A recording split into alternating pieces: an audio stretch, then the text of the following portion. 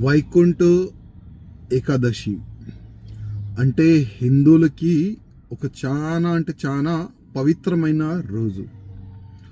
ఆ వైకుంఠ ఏకాదశి రోజు చాలా వరకు హిందూ భక్తులు తిరుపతి వెళ్ళాలి.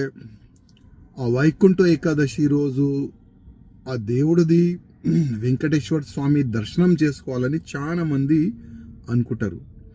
ప్రతి సంవత్సరము చాలా వైభవంగా కార్యక్రమం జరుగుతుంది.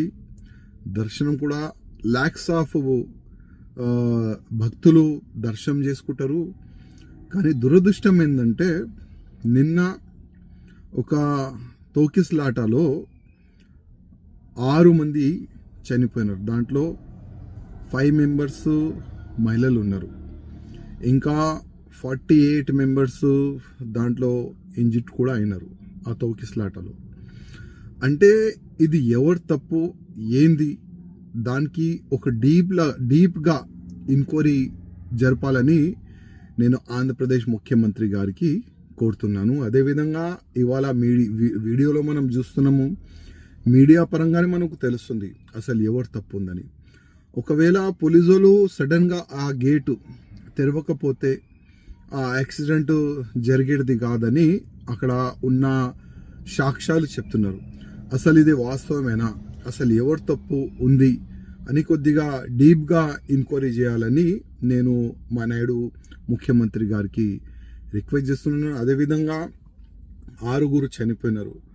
వాళ్ళకి ఫైనాన్షియల్గా టీటీడీ చైర్మన్ గారు అదేవిధంగా ముఖ్యమంత్రి గారు వాళ్ళకి ఒక 10 lakhs రూపీస్ కానీ వాళ్ళ ఫ్యామిలీ మెంబర్స్కి ఫైనాన్షియల్గా సపోర్ట్ చేయాలని నేను రిక్వెస్ట్ చేస్తున్నాను. అదేవిధంగా చాలామంది ఇంజ్యూర్డ్ అయినారు కదా, వాళ్ళు కూడా ఫైనాన్షియల్గా సపోర్ట్ చేయాలని నేను ముఖ్యమంత్రి గారికి రిక్వెస్ట్ చేస్తున్నాను. అదేవిధంగా ముందు ఇట్లాంటి యాక్సిడెంట్ జరగకూడదు, దానిపైన కూడా ఒక మంచిగా ప్లానింగ్ చేయాలి.